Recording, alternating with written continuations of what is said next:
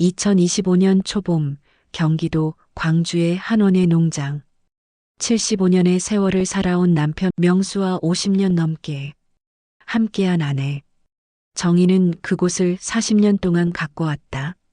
해마다 봄이 오면 온갖 꽃들이 피어나고 손님들이 찾아오고 그 속에서 부부는 조용하지만 충만한 하루를 보내왔다. 그런데 어느 날 그 평온함을 깨뜨리는 진단이 내려진다. 치매. 남편 명수에게 내려진 초기 치매 진단이었다. 그리고 그 순간부터 무언가가 바뀌기 시작했다. 병원 로비. 명수와 정희는 조용히 앉아 있었다. 진단서를 손에 들고 있는 정희의 손이 미세하게 떨리고 있었다. 여보, 의사 선생님도 초기라고 했잖아. 약물 치료로 진행 속도를 늦출 수 있대. 정희가 말했지만 명수는 창문 밖을 보고만 있었다. 지금은 괜찮아. 하지만 계속 나빠질 거야. 내가 무언가를 잃고 있다는 거. 그게 무섭다니까. 명수의 목소리는 바뀌어 있었다. 50년 동안 정희가 알던 그 목소리가 아니었다. 약해 보였고 두려워 보였다. 이제 무엇부터 해야 할까? 자식들한테 얘기해야 하나? 정희가 물었다. 명수는 한숨을 쉬었다. 응, 해야 할 것 같아.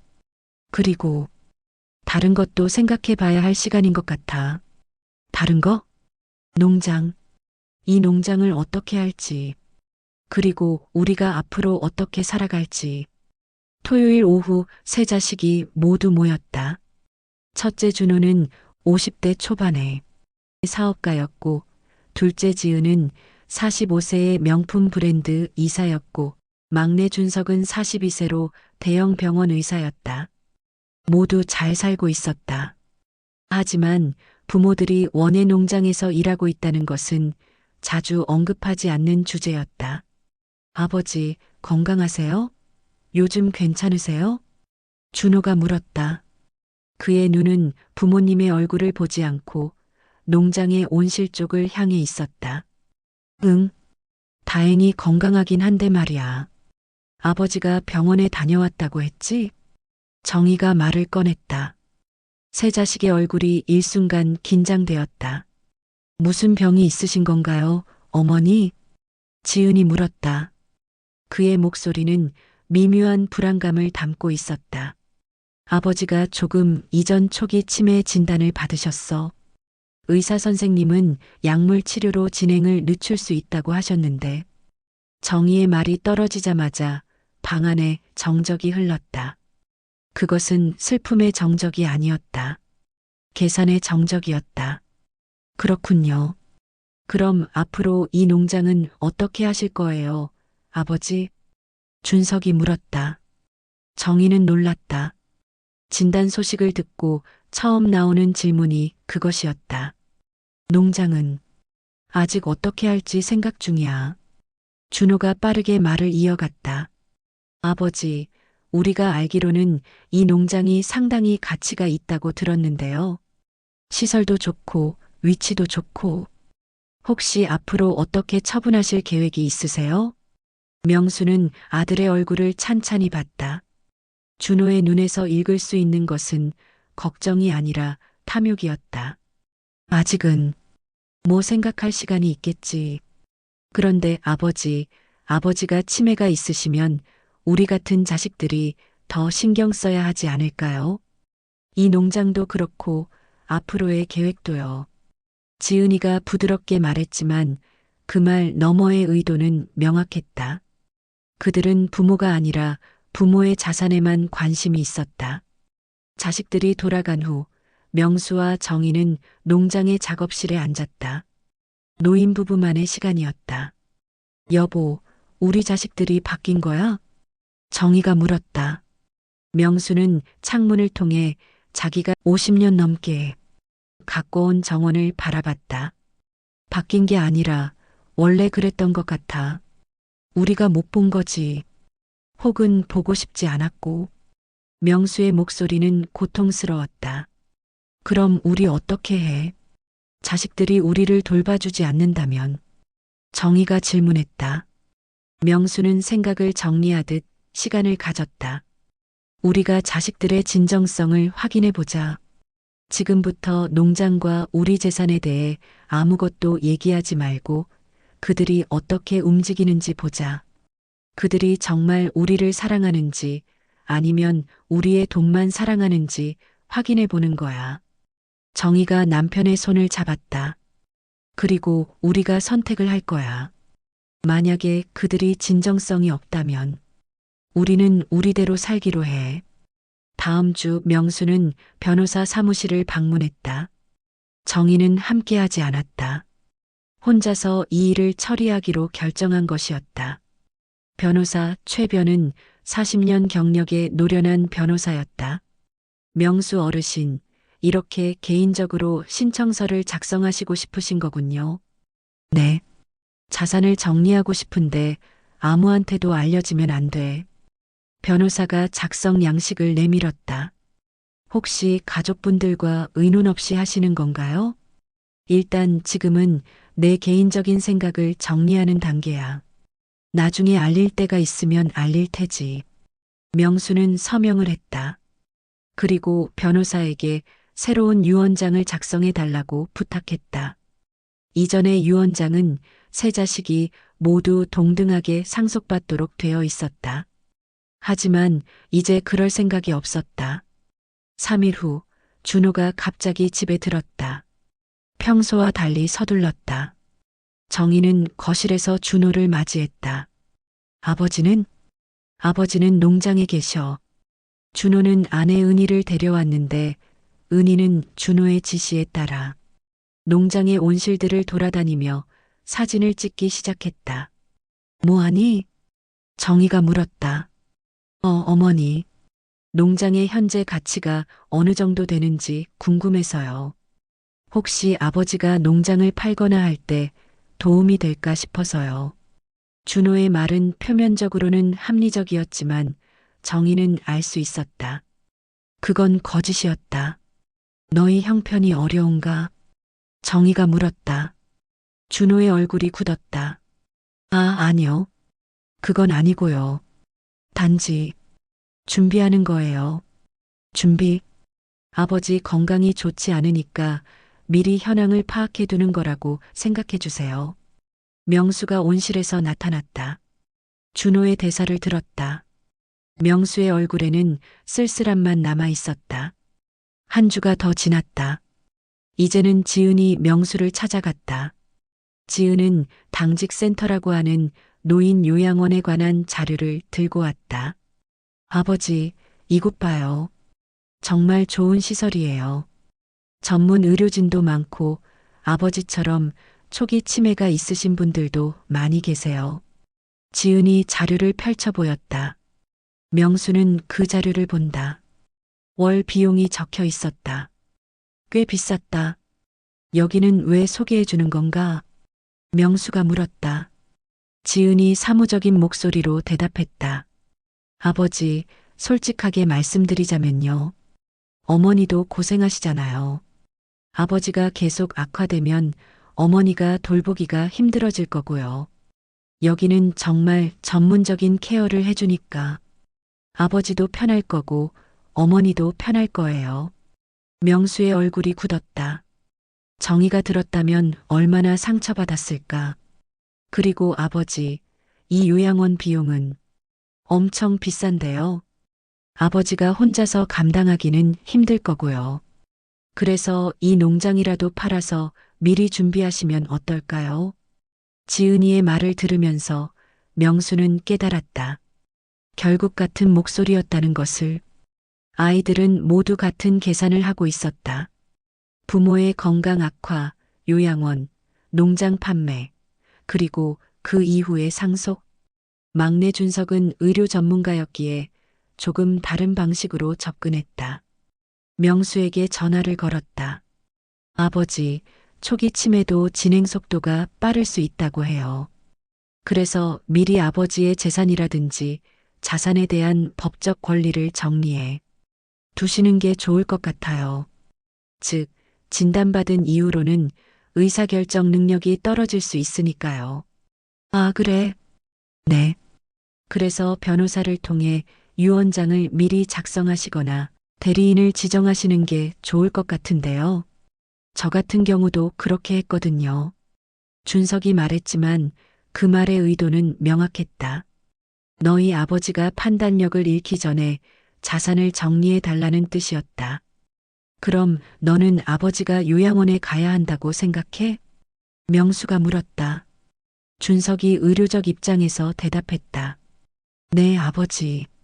솔직히 말씀드리면 진행되면 여자 어머니가 케어하기가 힘들 것 같아요. 그리고 아버지도 전문적인 케어를 받으시는 게 더 좋을 것 같고요. 명수는 전화를 끊었다. 정희에게 이 모든 일을 얘기했다. 정희는 울었다. 하지만 곧 올라왔다. 눈물을 닦으며 정희가 말했다. 이제 우리가 해야 할 일이 뭔지 알겠다. 명수와 정희는 조용히 움직이기 시작했다. 변호사와의 만남을 계속했다. 농장의 법적 소유권을 재정리했다. 그리고 은행에서 새로운 통장을 개설했다. 정희가 가장을 보는 새로운 통장이었다. 여보, 이거 비도덕적인 건 아닐까? 정희가 물었다. 명수가 정희를 안아주었다. 비도덕적인 건 우리가 아니야. 우리는 단지 우리 삶을 지키는 거야. 자식들이 우리를 돌봄이 아닌 돈으로 생각한다면 우리도 우리를 생각해야 해. 정희는 통장에 서명했다. 두 사람의 이름이 나란히 적혀 있었다. 그것은 독립선언이었다. 자식들은 뭔가 이상함을 눈치챘다. 첫째 준호가 아버지의 움직임을 추적하기 시작했다. 변호사 사무실 방문 기록, 은행 방문 기록, 그리고 갑자기 어디론가 나가는 명수의 움직임들. 준호는 지은이와 준석을 불렀다. 형, 뭔가 아버지의 움직임이 이상해. 변호사를 자주 만나고 은행에도 자주 가고. 지은이가 우려의 목소리로 말했다. 혹시 아버지가 농장을 몰래 팔려고 하시는 건 아닐까? 준석이 덧붙였다. 아니면 치매가 이미 진행돼서 누가 아버지를 현혹시키는 건 아닐까? 세 자식은 점점 불안해졌다. 하지만 그 불안함의 성질은 부모에 대한 걱정이 아니라 상속에 대한 불안이었다. 한 달이 지났다.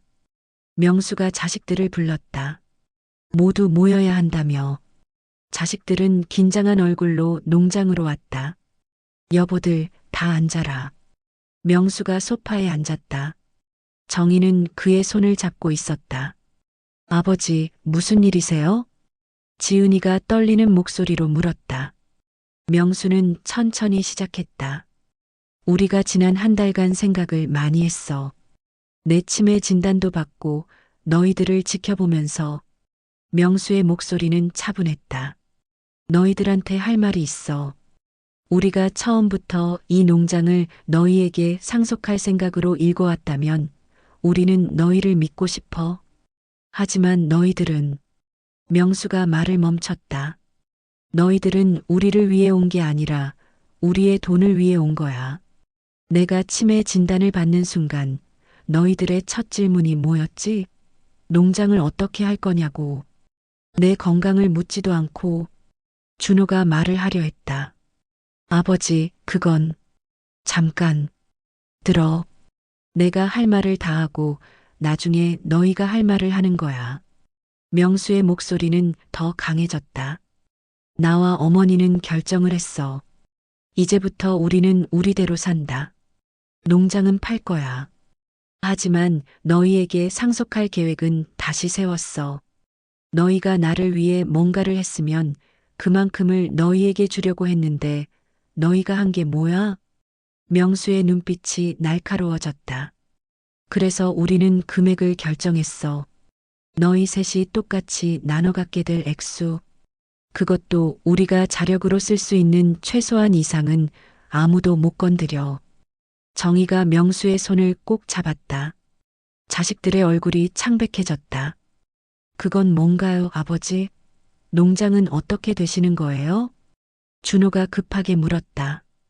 농장은 우리가 전문 경영진에게 맡기고 수익은 우리 부부가 받을 거야. 그 수익으로 우리는 좋은 요양시설로 옮길 거고 거기서 독립적으로 살아갈 거야. 어머니도 나도 외롭지 않으니까. 정희가 덧붙였다. 너희들이 아무리 와도 우리는 너희를 원하지 않을 거야.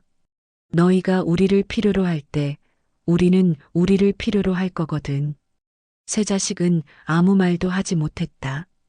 준호의 얼굴은 창백했고 지은이는 울고 있었고 준석은 자신이 조언한 그 요양원으로 부모가 간다는 생각에 얼굴이 굳어 있었다. 그날 이후로 명수와 정희는 바뀌었다. 아니, 원래의 모습으로 돌아갔다. 치매가 진행되어도 그들의 눈빛은 맑았다. 목표가 있었기 때문이다. 변호사는 새로운 유언장을 확정했다. 세 자식에게 동등하게 나눠주되 그것도 제한적인 액수였다. 농장의 소유권은 바뀌지 않았다. 명수와 정희 이름으로만 존재할 것이었다. 그들이 이 세상을 떠난 후 농장은 공익재단에 기증되기로 했다. 너희가 우리를 돈으로 생각했으니까 그 돈도 너희가 줄 생각했던 것도 우리 마음대로 할 거야.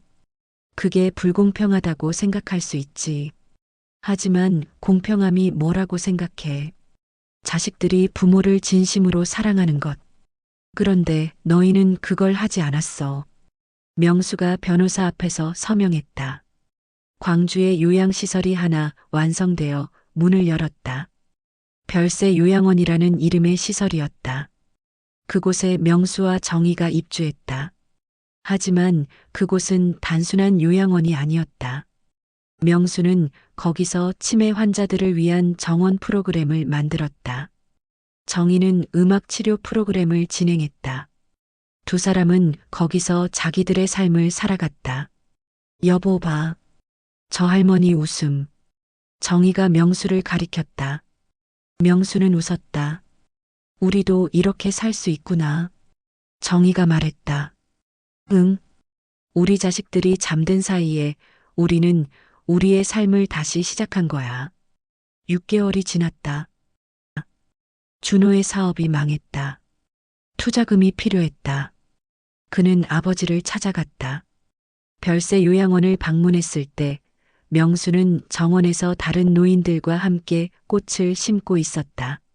아버지, 준호가 불렀다.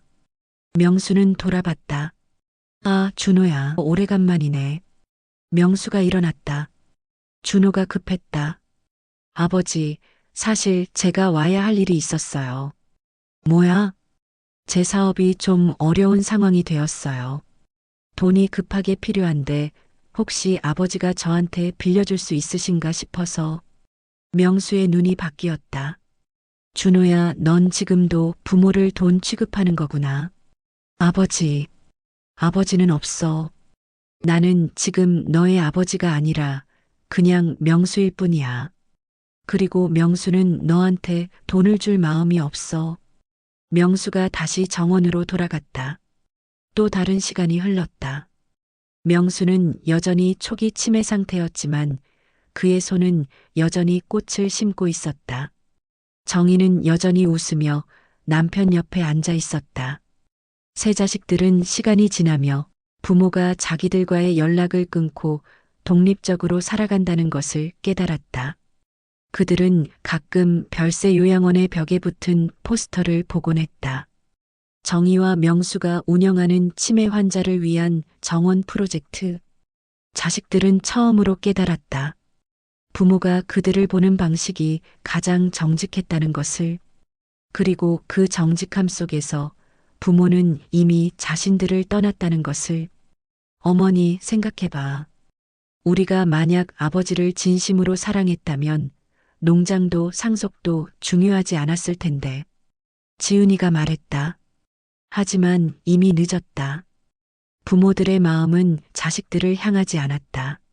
마지막으로 명수는 정희에게 말했다. 여보, 당신은 내가 가장 잘한 선택이야. 정희는 웃으며 대답했다. 당신도 내가 가장 잘한 선택이야. 우리 이제 우리만 생각하고 살자. 그렇게 두 사람은 남은 인생을 독립적으로, 자유롭게, 그리고 서로만을 위해 살아가기로 했다.